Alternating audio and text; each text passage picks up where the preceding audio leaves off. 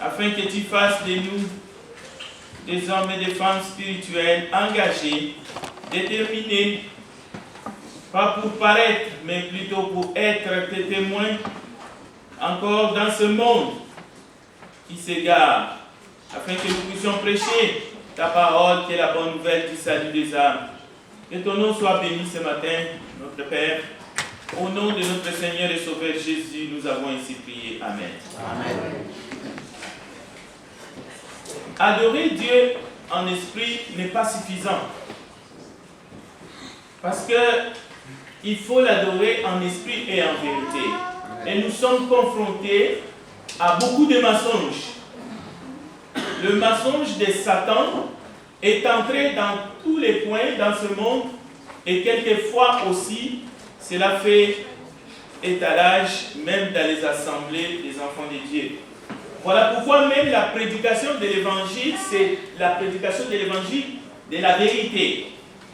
Ce n'est pas un message sous forme de pommade qu'on essaye de mettre sur les gens, mais dans le but de les endormir, au fait. De faire des gens 2 fois plus des enfants de la gêne, de la perdition. Donc, le thème de ce matin, c'est il faut adorer Dieu en esprit et en vérité. Dans l'esprit de l'étude que nous avons même écouté ce matin par notre aîné, frère Antonio. Donc, nous devons rechercher la vérité de Dieu. Et cette vérité, elle est dans sa parole. Donc, le message que nous venons d'entendre dans la lecture qui nous a été faite par notre frère bien-aimé, Carlos, dans 2 Pierre chapitre 2, à partir du verset 4 jusqu'au verset 15, il faut bien les lire et les relire encore. Parce qu'il y a un message de notre temps. Ce n'est pas un à côté. Alors, regardez la suite de ce message. Cela veut dire à partir du verset 17 jusqu'au verset 22. Nous allons terminer la lecture avant d'entrer dans le vif du sujet. 2 Pierre chapitre 2, verset 17 à 22. Ces gens-là sont des fontaines sans eau, des nuées qui chassent un tourbillon. L'obscurité des ténèbres leur est réservée. Le verset 18. Avec des discours enflés de vanité, ils amorcent par les convoitises de la chair, par la dissolution, ceux qui viennent à peine d'échapper aux hommes qui vivent dans l'égarement. Ils leur promettent la liberté quand ils sont eux-mêmes esclaves de la corruption. Car chacun est esclave de ce qui a triomphé de lui. Et le verset 20. En effet, si après s'être retiré des souillures du monde par la connaissance du Seigneur et du Sauveur Jésus-Christ, ils s'y engagent de nouveau et sont vaincus, leur dernière condition est pire que la première.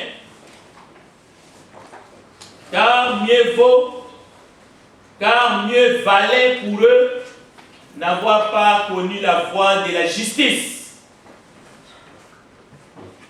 Donc, il y a une voie de la justice et il y a une voie de l'injustice.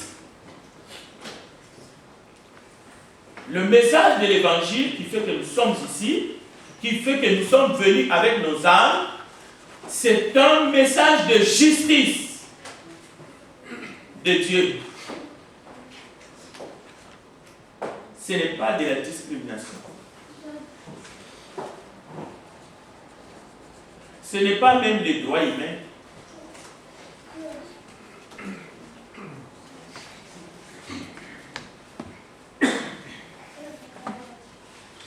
Le verset 21. Car mieux valait pour eux n'avoir pas connu la voie de la justice que de se détourner après l'avoir connu du saint commandement qui leur avait été donné. Il leur est arrivé ce que dit un proverbe vrai. Le chien est retourné à ce qu'il a vomi et la truie lavée s'est vautrée dans les bourbiers. Chers bien-aimés, chers auditeurs, vous qui nous suivez à travers les réseaux sociaux, que la grâce et la paix de notre Seigneur Jésus-Christ soient avec vous. Il est écrit dans les livres d'Osée que Dieu n'est pas dupe. On ne se moque pas de Dieu. Les adorateurs sont de vrais adorateurs qui se réunissent, qui forment un seul corps en Christ, qui ont été lavés de leurs péchés et qui cherchent à adorer Dieu toujours, toujours en vérité, en esprit et en vérité. Mais l'Éternel a dit à son peuple, à son temps, l'affection que vous me portez est comme un nuage matinal ou comme la rosée qui bientôt s'est tissée. C'est pourquoi je vous combattrai par le message des prophètes. Ça, c'était dans les temps. Aujourd'hui, nous avons la sainte parole qui est maintenant parfaite. Il dit, je vous combattrai par le message des prophètes. C'est pour cela que le message des prophètes, ce n'était pas de la musique. Comme David parfois jouait pour que le mauvais esprit qui était sur le roi puisse le laisser tranquille. Non, le message des prophètes était parfois, et même tout le temps, le message qui secouait le peuple. Aujourd'hui, des discoureurs, des docteurs se sont levés, donc le message doit être grammaticalement correct. Non, ce n'est pas de la grammaire. Ce n'est pas de la grammaire. Écoutez le Seigneur qui s'adresse à son peuple. Il dit, je vous tuerai par les paroles de ma bouche et mes jugements éclateront comme la lumière. Je vous donne le passage, Osée chapitre 6, versets 1 à 11. Et nous allons retrouver cette parole dans Hébreux chapitre 4. Écoutez, parce que ça reste. Si vous prenez Osée 6, 1 à 11, prenez Hébreux 4, verset 12, comparez. Je vais vous lire Hébreux 4, 12. Et même dans Juge chapitre 3, c'est une histoire vraie. Écoutez, et où dit à Églon, le roi de Moab, j'ai une parole de Dieu pour toi. Mais en réalité, cette parole de Dieu, c'était quoi? Une épée à double tranchant. Le verset 16 de Juge 3, 16, que Éhud a transpercé, il a enfoncé cette épée dans le ventre de Églon. Ça, c'est une histoire vraie. Mais lorsque vous lisez dans Hébreux 4, 12 encore, de la même façon que nous venons de lire dans Osée 6, 11, écoutez maintenant Hébreux 4, 12. Car la parole de Dieu est vivante et efficace, plus tranchante qu'une épée quelconque à double tranchant, pénétrante jusqu'à partager âme et esprit, jointure et moelle. Elle juge les pensées et sentiments du cœur. L'évangile, c'est une puissance. Ce n'est pas un message simple. La prédication de l'évangile, c'est une puissance. C'est un ultimatum. C'est-à-dire, lorsque la personne attend le message de l'évangile, c'est qui tout double. Ça peut lui faire du grand bien, il peut être pardonné de ses péchés s'il obéit à l'évangile. mais en même temps c'est un jugement. Même si ce jugement est à venir, mais c'est un jugement présent. C'est pour cela que celui qui prêche l'évangile doit en être conscient. Sinon c'est quelqu'un qui s'ignore. C'est comme quelqu'un qui porte une bombe, une grenade, mais il ne connaît même pas de quoi est fait son arme. Il ne sait pas. Donc ce n'est pas un vrai soldat. La parole de Dieu, ce n'est pas n'importe quoi. C'est pour cela qu'il y a tous les discours, tout le monde se sont mis debout. Mais Satan les utilise pour diluer la parole, pour endormir les pécheurs. Ce sont des faux prophètes pour dire aux gens ça va mieux, ça va bien se finir, ça va bien se terminer, mais vous n'en faites pas. Dieu est avec vous, comme vous êtes. Vous n'avez pas besoin de progresser spirituellement, mais matériellement, si, vous avez besoin de progresser. Alors, ce message-là, c'est un message diabolique. L'apôtre Pierre, apôtre du Seigneur, il a mis en garde d'abord les enseignants. Ceux qui enseignent.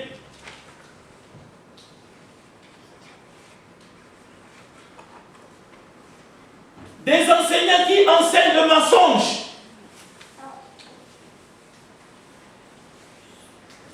Prenons un exemple. Dieu a tant aimé le monde. Oui.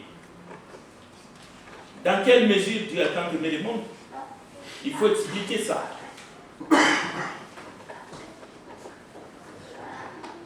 Dieu a tant aimé le monde. Est-ce que cela veut dire que Dieu aime le monde injuste? Cela veut dire que Dieu aime le monde impie qui est sous le jugement divin. Et nous verrons ce que signifie le monde impie.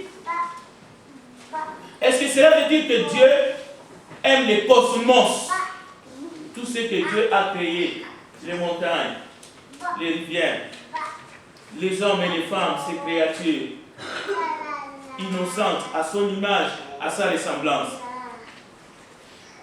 Mais il arrive à un moment donné où les hommes décident de construire les tours de Babel. C'est-à-dire les hommes se mettent contre Dieu. Les hommes se préparent pour la dernière guerre, la dernière bataille, l'Armageddon. Il arrive le moment où le monde s'organise contre Dieu. Le monde change la vérité en mensonge. Est-ce que Dieu aime ces gens-là? Dans quelle mesure? Seulement, il faut qu'ils se convertissent. Il faut qu'ils se répandent. S'ils ne reviennent pas, s'ils ne se répandent pas, nous savons, l'amour de Dieu les appelle à la repentance, pas plus que ça. Si Dieu leur fait du bien, cela ne veut pas dire que dans le sens qu'il fait pleuvoir pour eux, il leur donne le soleil. Mais ne pensez pas que Dieu va à exaucer leurs caprices et même leurs plans machiavéliques pour tuer les autres êtres humains. Non, Dieu ne les exauce pas, Dieu ne les approuve pas. C'est quoi cet évangile bidon? Dieu aime le monde injuste. Cela veut dire que Dieu cautionne les hommes et les femmes qui sont en train de violer les enfants, les petits-enfants. Les pédophiles, Dieu aime ces gens-là. Dans quel sens? Non, leurs actions sont abominables. Écoutez, le psaume 50 nous dit ceci. À quoi bon réciter mes commandements et parler de l'engagement que tu as pris envers moi, alors que tu n'acceptes même pas les reproches et que tu rejettes ce que j'ai dit? Tu te laisses aller à dire du mal des autres et tes discours sont un tissu de mensonges. Tu prends position contre ton prochain, tu traînes dans la boue ton propre frère. Voilà ce que tu fais. Et tu voudrais que je ne dise rien? Il y a des gens qui pensent, dans ces cas de figure, Dieu va dire, à ceux qui se comportent comme ça, je t'aime ma belle, je t'aime mon fils, je t'aime toujours, ainsi de suite. Non, Dieu n'est pas comme ça. Dieu n'est pas un poltron. Tu t'imagines vraiment que je suis comme toi? Psaume 50, verset 5. C'est l'Esprit de Dieu qui nous interroge. Alors, j'ai voulu ce matin, par la grâce de Dieu, qu'on puisse regarder ensemble ce que signifie le monde impie. Le monde impie, même si vous allez en grec, vous allez voir l'essence de ACB. C'est un monde qui méprise Dieu. Cela ne veut pas dire que Jésus n'est pas mort pour les péchés du monde entier. Jésus est mort pour les péchés du monde entier. Mais à un moment donné, le bras de fer commence. Il y a la confrontation entre le royaume. Donc, un monde qui méprise Dieu, un monde impie, voilà le monde qui méprise Dieu et sa parole. C'est un monde qui agit à la contre de la volonté de Dieu. Un monde impie, c'est plus qu'un monde pécheur. Un monde pécheur, Jésus est venu sauver ceux qui étaient perdus. Mais un monde impie, c'est un monde organisé. C'est comme un monde qui est organisé pour persécuter les chrétiens, par exemple, au 1er siècle. C'est pour cela que l'Esprit de Jésus assis dans son trône, il a dit à un certain Saul, il te serait dit à régimer contre les aiguillons. Mais alors qu'il voulait faire de lui un apôtre de païen. Mais le message était clair, au moins, à ce niveau-là. Et puis, il ne s'est pas resté, lui, il n'est pas resté debout en garde à vue. Non, il est dégringolé de son cheval, il est tombé, comme Napoléon est tombé. Lui, il est tombé. Et même, il a perdu la vue. Ce n'est pas des petits chocolats. Il est devenu aveugle. C'est quoi cet évangile-là qu'on essaie de miroiter aux gens pour les cajoler afin qu'ils ne comprennent pas qu'ils sont en danger de mort, mais mort éternelle? Non, le message de l'évangile, c'est une urgence. L'impie croit être justifié par ses propres forces ou par ses propres actions. Romains chapitre 4. Christ est mort pour des impies. À son temps. C'est pour cela qu'il a versé son sang. Mais il y a des impies actifs. Malgré que Christ est mort, Christ est ressuscité, Christ est assis sur son trône. L'évangile est prêché comme ce matin. Mais il y a des impies encore aujourd'hui. Christ va aller encore à la croix pour les enfants. Pourquoi l'évangile est prêché? Pourquoi l'évangile de la grâce est prêché? Pourquoi vous attendez l'évangile ce matin? Vous pensez qu'il va revenir, monter à la croix, être déshabillé, on va lui cracher dessus, on va lui frapper, on va se moquer de lui? Non! Tout a été accompli à la croix. Mais il y a des hommes impies dans ce monde, c'est-à-dire des gens qui haïssent Dieu, littéralement, et qui commettent des infamies, des abominations et même de blasphèmes. Alors, nous arrivons à l'étape où, même dans la maison de Dieu, nombreux ont suivi Jésus à son époque, au 1er siècle. Là aussi, c'est un tissu de mensonges du diable. Comment est-ce qu'il fait pour amener le maximum de gens en enfer? Ils ont suivi Jésus, mais c'était le Jésus de leur propre rêve. C'était le Jésus de leur propre agenda. C'était le Jésus de leurs propres intérêts égoïstes. Ça, c'est un mensonge. Ce n'est pas l'adoration en esprit et en vérité. Vous vous trompez. Dieu ne nous veut pas que nous soyons les derniers de tous les humains. Non. Mais suivre Jésus pour ses rêves personnels, suivre Jésus pour des intérêts égoïstes, comme les fils de Zébédée, ils ont tenté de faire. La foule à Jérusalem, ils ont dit, waouh, avec les miracles qu'il fait, nous allons avoir un bon leader qui serait un bon roi. Nous allons battre les Romains. Il a dit non, vous êtes à côté de la plaque. Je ne suis pas venu pour ça.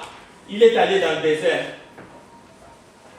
Combien de gens voudront faire de Jésus un premier ministre ou bien, je ne sais pas moi, le président du nouvel ordre mondial. Mais non, il n'est pas là-dedans.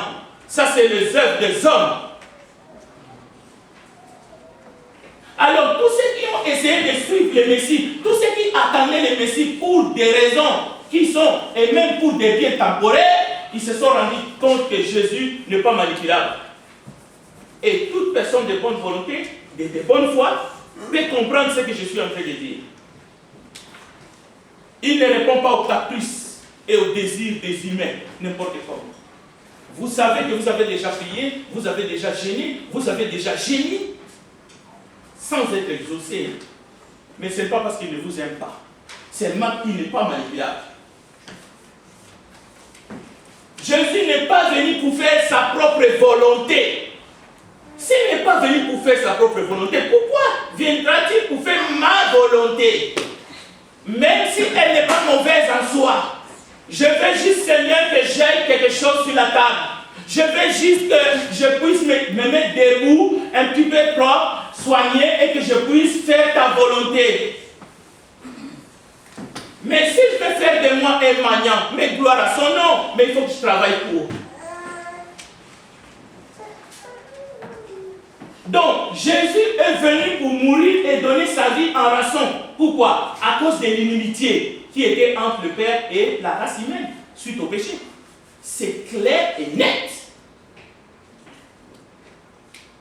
Et par son amour infini, par l'amour de son Père qu'il a envoyé, il est venu, il a payé le prix du rachat. Ça s'arrête là. Maintenant, il peut nous aider de temps en temps. Il peut nous aider de temps en temps. Oui, il ne nous abandonne pas, il peut nous aider de temps en temps. Mais n'en faites pas le premier plan. Abraham croyait à Dieu. Mais Abraham croyait à Dieu plus que l'homme moderne. Abraham croyait que Dieu était plus grand que ses promesses. Alors, tous ceux qui restent et qui ne voient pas que Dieu est plus grand que les promesses que lui-même il a faites, ils sont dans les mensonges du diable. La preuve, c'est quoi? Dieu va demander à Abraham, et cela se trouve dans Romains chapitre 4, verset 18. Je vais lire les textes. Regardez dans votre Bible, allons-y ensemble. Nous connaissons l'histoire d'Abraham et Isaac et Sarah. Mais regardons Romains chapitre 4, le verset 18. Romains chapitre 4, verset 18. Le verset 17 dit: j'étais établi père d'un grand nombre de nations. Il est notre Père devant celui auquel il a cru. Les textes continuent. Dieu qui donne la vie aux morts et qui appelle les choses qui ne sont point comme si elles étaient. Écoutez le verset 18, le verset clair. Espérant contre toute espérance, il crut en sorte qu'il devint père d'un grand nombre de nations, selon ce qui lui avait été dit, telle sera ta postérité. Dieu lui a donné une promesse, Dieu lui a donné une postérité en Isaac. Mais lorsque Dieu lui demande l'enfant de la promesse, Isaac, dans l'épreuve, Dieu demande à Abraham d'espérer contre toute espérance. D'espérer contre toutes les promesses. C'est-à-dire, Abraham devait prendre la promesse, l'enfant de la promesse, et le mettre sur l'autel. Est-ce que c'est possible, merci, est-ce que c'est possible que les promesses sur lesquelles tu t'attaches que tu puisses renoncer, c'est-à-dire prendre ces promesses-là. Et ici, il s'agit des promesses temporaires, parce qu'Abraham, c'est un être pas infini, et non Isaac. Oui, c'est un fils, mais comme son père, il est né et il devrait mourir, bien sûr, à la résurrection. La vie continuera, mais ici-bas, la vie d'Isaac était limitée. Et vous savez que les enfants, les possessions et tout consort, le mari, la femme, en Israël, c'était les biens, c'était les possessions. Mais l'héritage, c'est que Dieu avait promis à Abraham, ça, c'est l'infini. Ça, c'est à perpétuité. Les pères de toutes les nations, ça, ce n'est pas une bénédiction temporaire. Il y a des bénédictions qui sont temporaires, il y a des bénédictions qui sont intemporaires, qui dépassent le temps. Nous sommes mariés ici, là-haut, non. Donc, Abraham devrait espérer contre toute espérance. Romains 4, verset 8. La plupart de nous, nous voulons construire nos vies sur les promesses de Dieu. Et cela est bien. Mais un Dieu qui est plus grand que ses promesses, un Dieu qui est indéfini, non. Alors ça, c'est un mensonge. C'est un faux message. Ça se ressemble à l'évangile de la prospérité. Ça se ressemble, même c'est proche.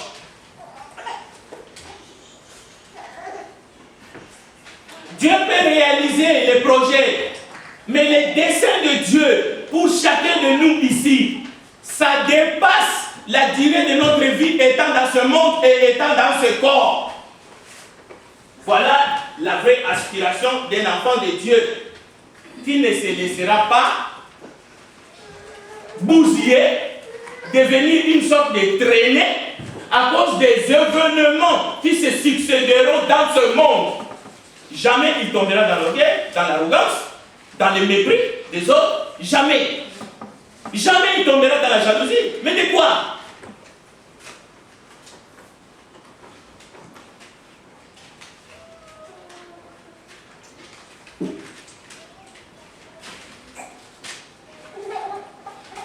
La question, est-ce que Dieu seul te suffit? Ou est-ce qu'il y a des choses, il y a des points, il y a des ceci, il y a des cela, si on les touche, c'est fini. Tu es capoute. J'ai échangé avec une sœur, je disais, si la persécution jaillissait, aujourd'hui, avec tout ce qui se passe dans le monde, il y a des enfants de Dieu ici à Montréal qui ne bougeront pas. Ils ne bougeront pas. Ils vont insulter même les chrétiens qui vont fuir. Ils vont dire, regardez, ils ont fui. Mais pourquoi? Parce qu'ils sont ignorants. Ils ne savent pas qu'est-ce qui va les retenir à Montréal. Parce que leur vie est ici. Ils ont tout. Ils ont leur maison. Ils ont leur argent dans la banque. Ils ne peuvent pas quitter. C'est impossible. C'est la terre de leurs ancêtres. Mais les premiers chrétiens ont fui la persécution. Ils sont allés de lieu en lieu et ils prêchaient l'évangile. Mais toi, quand ça va capoter ici, on va t'interdire de dire certains mots, de ne plus utiliser tel mot, de ne plus lire la Bible. Tu vas rester là, t'approcher. Tu ne peux même pas fuir. Mais il y a des endroits où ces choses-là sont décriées. Mais toi, tu vas t'approcher ici parce que tu es matérialiste. Mais tu vas paraître, non, moi je suis prêt qu'on me tue. Non, tu vas jouer à l'hypocrite parce que tu vas te cacher sous les tables et sous les lits. Et tu n'oseras même pas prêcher. On va t'obliger même de célébrer le mariage entre deux personnes de même sexe. Et tu seras prêt à les faire pour sauver tes intérêts. Voilà l'évangile de mensonge de Satan. Mais les enfants de Dieu remplis du Saint-Esprit ont fui la persécution. Sauf ceux qui ont reçu l'ordre de Dieu de rester à Jérusalem et ils sont restés. Et on sait la suite, ils sont allés à Rome, on les a décapités. Mais toi, tu n'as pas reçu l'ordre et tu vas rester ici parce que tu es matérialiste, parce que tu t'accroches à ton champ. Tu as un champ quelque part là, ton chalet. Écoutez, il faut adorer maintenant en esprit et en vérité. Et nous ne prendrons pas les armes pour défendre notre foi. Seulement la parole.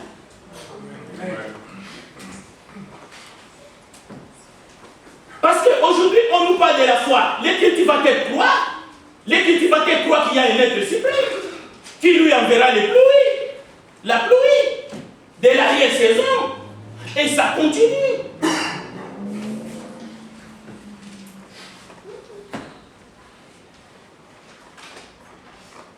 Les amoureux de la nature, ils croient à un être suprême qui nous envoie le soleil.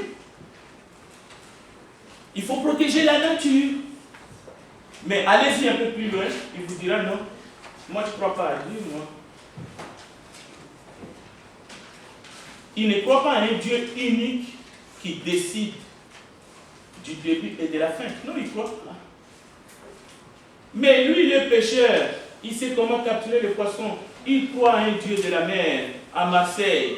Il sait que cette saison, Dieu nous enverra des gros poissons. Voilà cette foi et ce message de faux enseignants.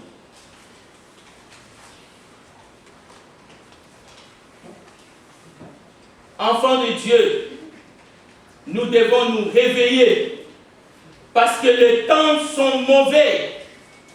La prédication de l'évangile, c'est un message sans égal. C'est l'amour du Père qui lance un ultimatum aux pécheurs perdus. Je ne suis qu'un simple instrument. Si vous pensez que le prédicateur, c'est celui qui essaie de vous endormir, parce qu'il essaie de vous montrer qu'il est doux, alors détrompez-vous parce que vous n'allez pas vous convertir et il arrivera à un moment donné, il sera trop tard. Au fait, le diable vous a eu.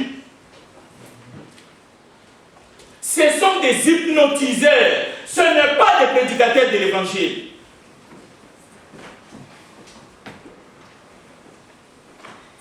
Oui, Dieu nous offre sa grâce, mais il y a la façon d'accepter cette offre sacrée.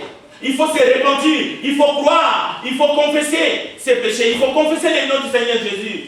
Il faut se faire baptiser pour le pardon de ses péchés, c'est une urgence. Et il faut vivre la vie de Dieu, parce que le temps est proche. L'homme moderne recherche constamment des intérêts. Et lorsqu'il n'y a pas de bénéfices, il n'est pas là. Voilà l'esprit du monde, le monde impie. Mais ce que Jésus nous propose, ce que Jésus nous offre, c'est au-delà de toutes les attentes. On ne peut pas chiffrer cela en termes de monnaie. Ce n'est pas de l'or et de l'argent. C'est pour cela, tous ceux qui ont essayé de s'approcher de lui, lorsqu'il retournait, il leur demandait « Que cherchez-vous » Et c'est là que nous allons terminer. Que cherchez-vous? Pourquoi êtes-vous là ce matin? Qu'est-ce que vous êtes en train de chercher? Jésus a interrogé les deux disciples de Jean. Lorsque Jean a dit, voici l'agneau de Dieu qui ôte le péché du monde, ces deux disciples ont suivi Jésus. Jésus s'est retourné. Il leur a dit, que cherchez-vous? Que cherchez-vous auprès de Jésus? Du plaisir? Le prestige? Le pouvoir? L'argent? La santé? Si oui, alors vous ne visez pas assez haut. Voilà ce que les gens recherchent. Voilà ce que l'évangile de mensonges, de faux discours nous propose. Et il y en a même qui suivent Jésus parce qu'ils cherchent des miracles. C'est du travail qu'ils cherchent. Nouer les deux bouts du mois, vivre un peu plus encore, quelques années de plus, c'est ça que tu cherches. Que cherches-tu? Oui, il peut faire ça. Il peut nous aider dans ces choses-là. Mais si ce n'est pas la vie éternelle que tu cherches, si ce n'est pas Dieu lui-même que tu cherches, alors tu es à la porte de l'enfer. Parce que tu dois trouver Dieu. Tu ne dois pas être comme ces jeunes hommes qui étaient proches, mais qui n'étaient pas dans les royaumes. Parce que ces choses-là que nous venons de lister ici, ce n'est pas pour cela que Jésus est venu. Si vous cherchez ces choses-là, si vous courez derrière ces choses-là, vous êtes en train de vous laisser entraîner par les courants.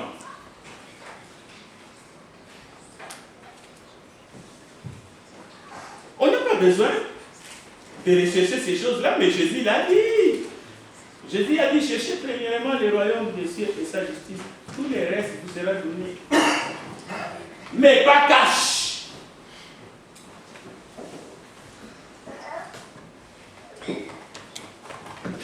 Lui, il ne distribue pas de cartes de crédit.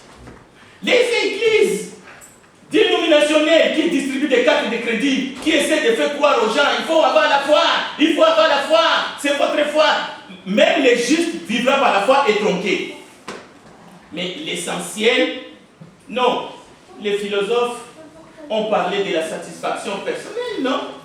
Mais ce sont des satisfactions moindres. La sagesse du monde. Des fois, je dis, Seigneur, rends-nous humbles. De quoi tu parles? De la sagesse humaine. Acquis dans les universités du monde. De quoi tu parles? Nous avons un meilleur professeur. Il suffit de rester à ses pieds et de donner son âme et son esprit. Il est capable de nous former, mais dans l'humilité. Les philosophes ont parlé du plaisir. L'homme a besoin du plaisir. L'homme a besoin de s'affirmer. L'homme a besoin d'avoir le pied sur la tête, de bâtir quelque chose. Et oui, c'est vrai. C'est pas mauvais ça. C'est bien d'avoir des familles stables, non? Le devoir et même la religion, le pouvoir, le cœur de l'homme restera sans repos si ce cœur ne se repose pas en Dieu, disait Augustin.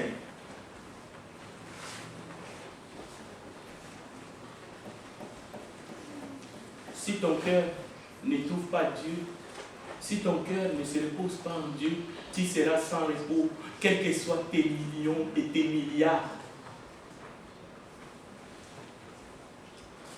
Il y a une sagesse qui est au-delà, qui est au-dessus. Nos pères nous ont indiqué, parfois ils ne sont même pas allés dans une école. Ils nous ont transmis des valeurs.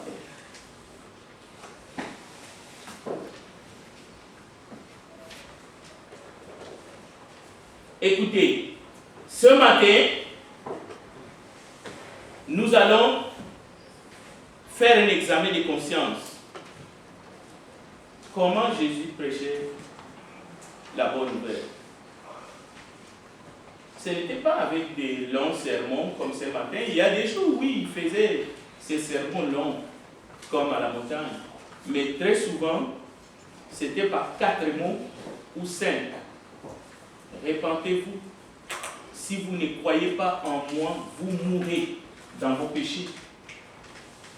Et la Bible dit, plusieurs Juifs qui étaient là se repentaient. Les Juifs qui croyaient commençaient à sentir quelque chose vibrer en eux. Et Jésus leur disait, si vous demeurez dans ma parole et que ma parole demeure en vous, alors vous serez vraiment mes disciples. Un autre exemple, ça touchait la repentance. C'est lorsque on vient lui poser des questions, mais et ces gens qui sont morts sur la tour de Siloé, qu'ont-ils fait du mal? Jésus leur dit, si vous ne vous repentez pas, vous allez mourir. Ne pensez pas que eux, ils sont plus mauvais ou ils sont plus méchants. Alors ce matin, que l'amour du Père qui nous presse, nous aide à les voir crucifiés, morts sur la croix, afin que nous puissions nous soumettre notre volonté, obéir à son évangile et recevoir les dons de Dieu pour l'humanité Jésus-Christ, afin que nous puissions faire partie des sanctifiés et que nous puissions hériter la vie éternelle et que nous puissions vivre en paix, même dans un monde impie. Mais avec la certitude que nous avons reçu grâce sur grâce. Que Dieu bénisse sa parole. Amen. Nous allons chanter et nous allons prier tout à l'heure au nom de notre Seigneur.